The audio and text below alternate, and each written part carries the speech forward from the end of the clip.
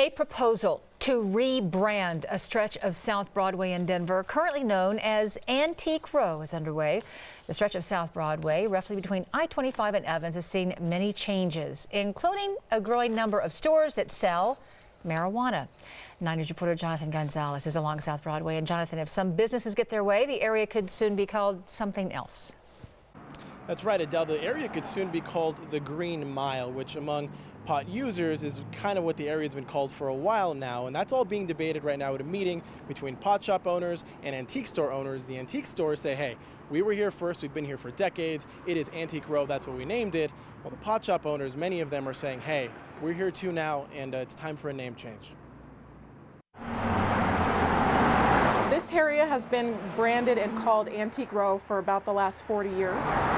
Sometimes a name just fits a neighborhood. A lot of these stores have been here in business since just after World War II. And for decades, a 1-mile stretch of South Broadway, where Rachel Hoffman owns her shop, has been described as antique. Antique owners and restaurants feel a little bit like it's being taken over. That's because some newcomers are toying with the quirky idea of changing the name to something more fresh. They came in here and said, yeah, Antique Row, we don't like that name. We'd like to call this area the Green Mile. The Green Mile is a name that was just given to that part of town. Tim Cullen runs a pot shop on South Broadway, which now features a quickly growing number of pot shops. In the last 5 years, it's the highest concentration of cannabis companies likely anywhere in the world. Cullen says the Green Mile would be used to redefine the changing neighborhood, especially since pot shops can't advertise on a large scale. A really cool, eclectic group of merchants that can work together to do a lot of advertising and drive traffic down the Green Mile. But the new name doesn't sit well with some of the area's oldest tenants.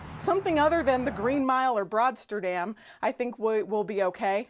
But calling it the Green Mile, it kind of says, you don't exist and we do. Sometimes a name just fits a neighborhood. Every time a new spot opens up on the block, all of us are just hoping that it's not another pot shop. But what happens when a neighborhood no longer fits its name? A big change has happened in that stretch of South Broadway, and it's got a new look, and it likely deserves a new name.